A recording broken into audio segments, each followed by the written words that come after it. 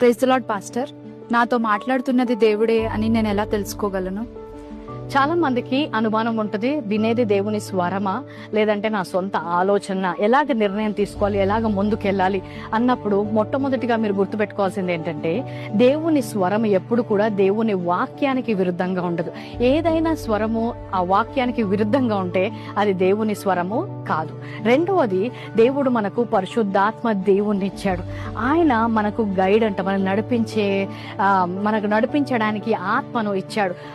పరిశుద్ధాత్మ నడిపించినప్పుడు ఎప్పుడు కూడా మనల్ని సమాధానంలోకి నడిపిస్తాడు. ఏదైనా నిర్ణయం తీసుకోవాల్సినప్పుడు మీకు సమాధానం కలుగుతుందా, భయము కలుగుతుందా?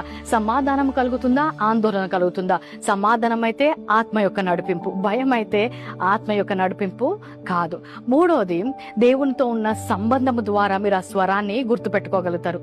ఉదాహరణకు, ఎంతమంది పిల్లలున్నా కూడా దూరం